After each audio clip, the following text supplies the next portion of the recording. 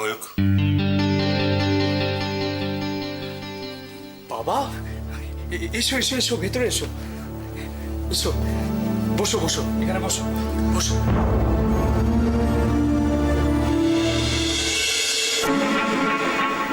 বাবা, বাবা, বসো না। কি হয়েছে বাবা?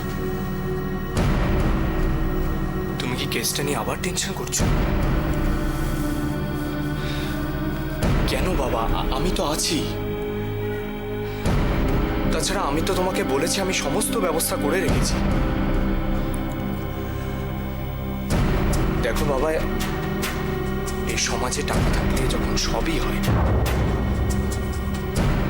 তখন টেনশন করবেই বা কেন? অস্বীকার করছি না ময়ূক, কিন্তু কাজটাকে ঠিক করছি। একটা ছেলের ভবিষ্যৎ নষ্ট করে দিয়ে নিজের মান সম্মান বাঁচাবার চেষ্টা করছি। Nothing is unfair in love and war বাবা। আমি তো কাউকে জোর করে এই কাজটা করতে রাজি করাইনি। তার টাকার দরকার ছিল, আর আমার দরকার ছিল পুলিশের হাতে দেবার মতো একজন অপরাধী। That's all. এতে তোমার গিল্টি ফিল করার কোনো প্রশ্নই নেই। সে তুই যাই বলিস ময়ূক, এটা শুধু অন্যায় নয়, মহাপাপ। বাবা, বাবা বিশ্বাস করো, আমি কারোর সাথে কোনো রকম মিথ্যাচার করিনি, কাউকে ইচ্ছে করে ফাঁসাইও নি। হ্যাঁ, আমি শুধু একটা প্রস্তাব রেখেছিলাম, ছেলেটা গ্ল্যাডলি সেটা অ্যাকসেপ্ট করেছে। এটা কিন্তু অনেক কম টাকায় হতে পারতো বাবা, তবুও আমি কিন্তু ওকে প্রচুর টাকা দিয়েছি। প্লিজ বাবা, এসব চিন্তা ছেড়ে তুমি একটু ভালো থাকো। ভালো থাকতে পারছি কোথায় ময়ূক? ভুল তো একটা হয়েছে, সেটা অনিচ্ছাকৃত ভাবেই হোক আর চাই। যতদিন বেঁচে থাকবো তার যন্ত্রণাটা আমাকে ঘুরে ঘুরে খাবে। এসব কিছুর জন্য তুমি দায়ী নও বাবা। কে দায়ী তুমি জানো। আমি কিন্তু তাকে কোনো দিনও ক্ষমা করব না। এসব কি বলছিস ময়ূক? একই আমার সংসারটা একেবারে, আবার তুই নতুন করে কিছু করিস না। সৈকতটা কোথায় গেছে রে? আচ্ছা, কি এমন কাজ যে একটা ফোন পর্যন্ত করতে পারে না? আর অপর্ণা, অপর্ণা ভালো আছে তো রে? হ্যাঁ, তোরা খবর নিয়েছিস তো? এটা বড্ড অভিমানী।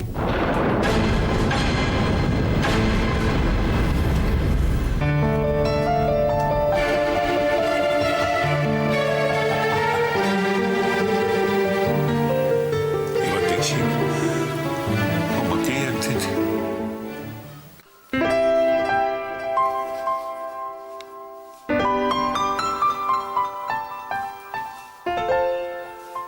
আসতে পারি? আসুন আসুন, বসুন।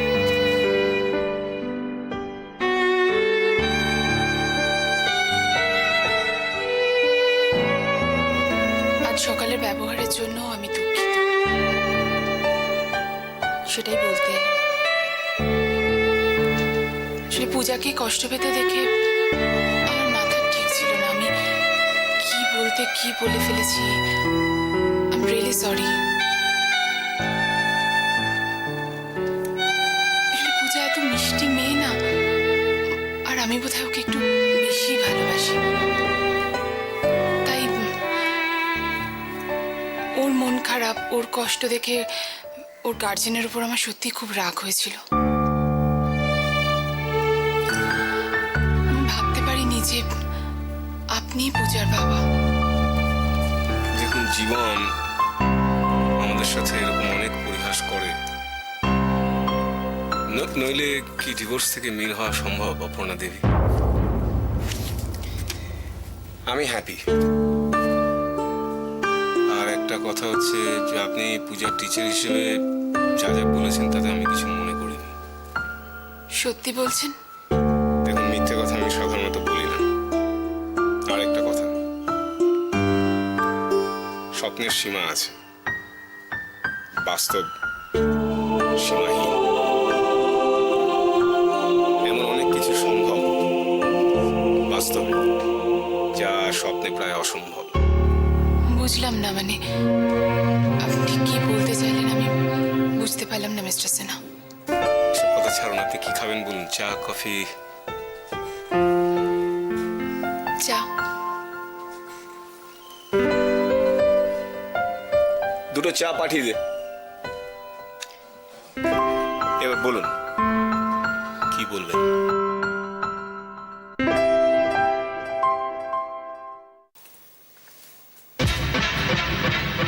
ম্যাডাম,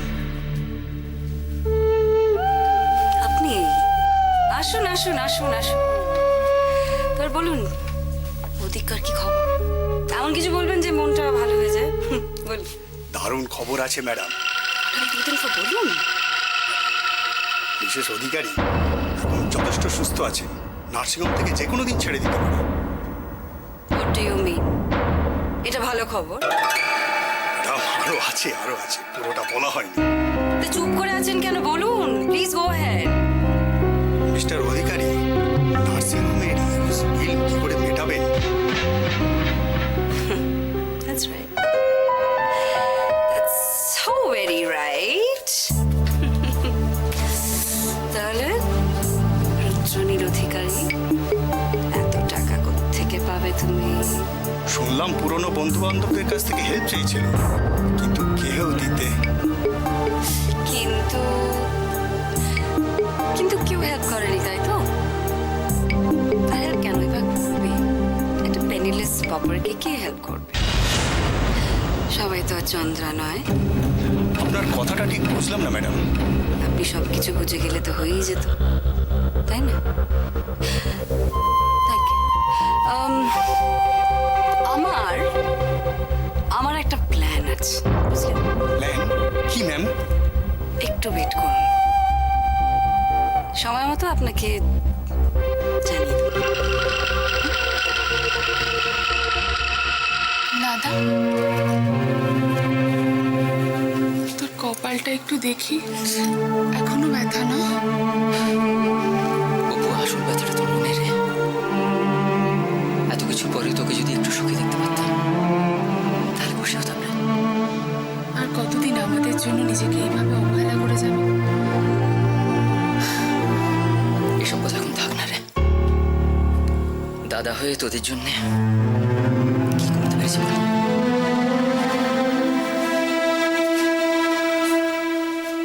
আমি বলছি দাদা, আমাকে একটু সময় দে। আমার মনে হয়, আমি জানি আমি পারবো, আমি সব সামলে নিতে পারবো দাদা। প্লিজ অপু, প্লিজ এসব বলে আমাকে আর লজ্জা দিস না রে। কেন? এই বাড়িটা বুঝি আমার না? এই বাড়ির লোকগুলো কি আমার নয়? আমার কেউ হয় না তারা? তাদের প্রতি আমার কোনো দায়িত্ব, কোনো কর্তব্য নেই? অপু, আমি সে কথা বলতে চাইনি। তুই কথার জ্বালায় আমায় প্লিজ ফাঁসাস না। হ্যাঁ অপু, তুই এই সংসারটার জন্য আর কত করবি বলতো? আমার কথা শোন অপু, এবার তুই সৈকতের সঙ্গে প্লিজ শান্তিতে সুখে ঘর সংসার কর। চাইলেই কি সুখী হওয়া যায় দাদা? কেন রে অপু, এই কথা কেন বলছিস তুই? বাধ্য হয়ে বলছি। ও বাড়িতে এমন কিছু মানুষ আছে যারা আমাদের ভালো দেখতে চায় না, ভালো দেখতে পারে না দাদা। বুঝেছি। তবে আমিও স্থির করে নিয়েছি, তার প্রভাব আমি এ বাড়িতে পড়তে দেব না। ওরা যদি গুন্ডা লাগিয়ে আমাদের দোকানটা ভেঙে দিতে পারে, তাহলে আমরাও কি আমাদের দোকানটা নতুন করে আবার তৈরি করতে পারি না দাদা? মানে এটা আমার চ্যালেঞ্জ। অ্যাট এনি কস্ট আমি আবার নতুন করে দোকানটাকে গড়ে তুলব। সে কি অপু, তুই এসব কি বলছিস? আমি কোথায় ভাবলাম তুই সুজনটাকে সামলাবি, ওর মাথা ঠান্ডা করবি তুই। তাহলে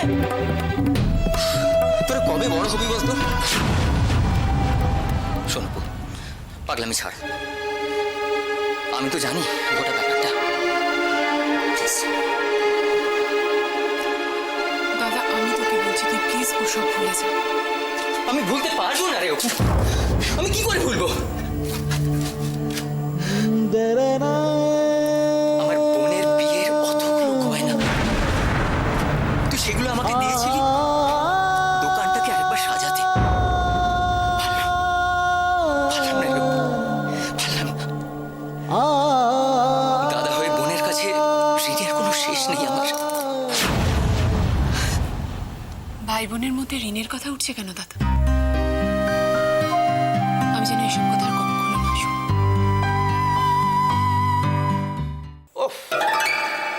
খেলাটা এবার যে জমেছে না বাইরে, আবার একটা নতুন চাল দিল।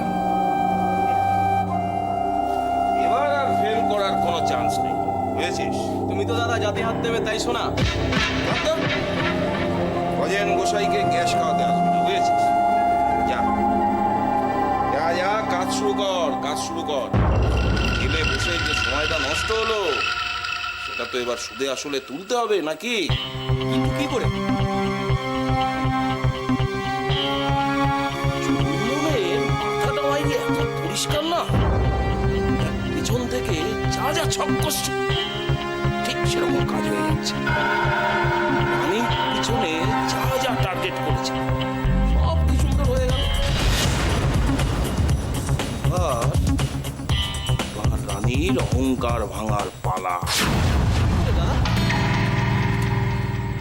শুনেছি দুটিতে নাকি বেশ ভাব ভালোবাসে।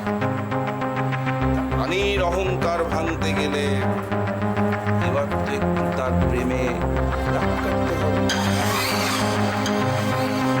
শোন, দিবাকর দেবরায়ের ছোট ছেলেটা নাকি ওর শত্রু বিভীষণ।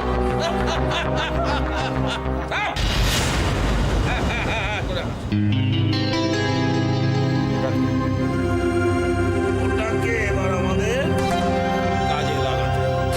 ঠিক বলেছো। চন্দনবাবু যেভাবে নাকে দড়ি দিয়ে ঘোরাচ্ছে না, চন্দনবাবুর ক্ষমতা আছে বলতে হবে। যে টর্চে না শক্তিশালী ব্যাটারিটা কিভাবে ব্যবহার করতে হয় সেটা জানতে হবে। বাংলায় একটা দারুণ কথা আছে না, কি যেন বলে, বলে না, এপোয় মারে দই।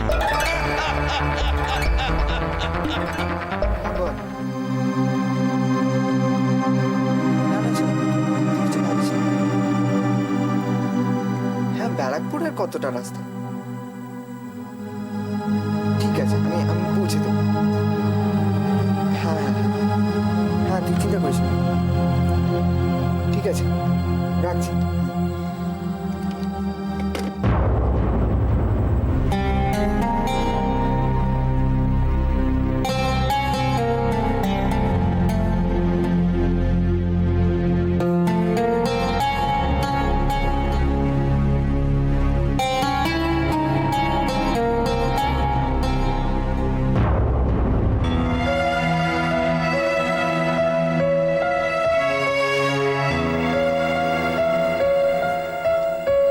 কি হয়েছে বৌদি? এই তো কিছুক্ষণ আগে তোমাকে সান্ত্বনা দিয়ে গেল, কিন্তু এক এক সময় মনটা বিদ্রোহ করে ওঠে। এ কি, সবাই বিদ্রোহ করলে রান্না করবে কে? খাবো কি? আমি তোমার সাথে মজা করছি না সুজন। তোমার দাদার কষ্ট আমি আর সহ্য করতে পারছি না। মানুষটা কি কষ্ট না পাচ্ছে। যখন থেকে ওর সাথে পরিচয় হয়েছে, মানুষটার উপর দিয়ে একের পর এক ঝড় বয়ে যাচ্ছে, অথচ আমি কিছুই বলতে পারছি না। কিচ্ছু। বৌদি, তুমি কিছু ভেবো না, আমি তো আছি। শোনো, এই সহানুভূতিটা খুব যন্ত্রণা বলে মনে হয় জানো।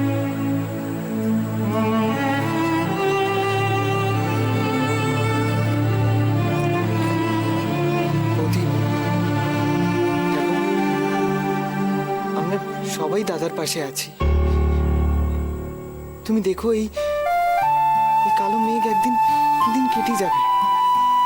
মৈত্র বাড়িতে আমরা সবাই আবার একসাথে আনন্দে থাকবো। এই কথাটা শুনে ভরসা পাও। ভাবে তোমার দাদারা দুঃখ কিসে? ভগবান যখন তোমার মতন একটা ভাই দিয়েছে,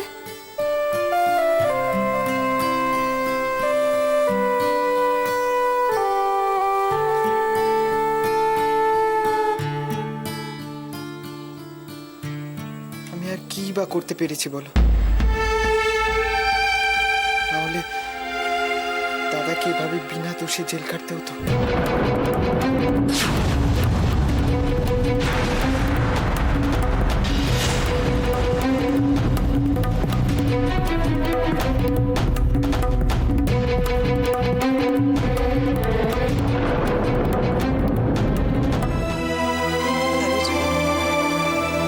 ছেলেটার কষ্ট আমি দেখতে পাচ্ছি না, জানিস? কেন যে ও এত কষ্ট পায়? এতদিন সে নিজের মন নিয়ে চলেছে, এখন তার শরীরটাও তাকে চ্যালেঞ্জ করে বসলো।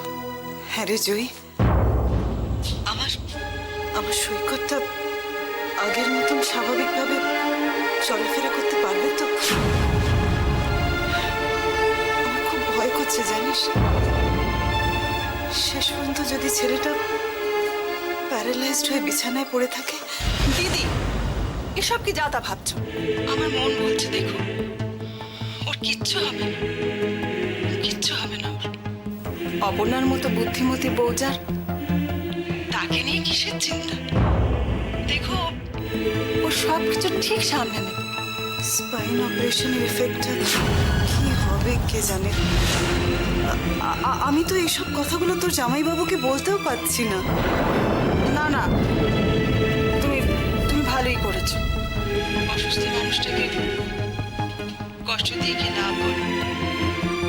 যার নিজের শরীরের এই অবস্থা, সে কি ছেলের কথা শুনে ঠিক থাকতে পারবে?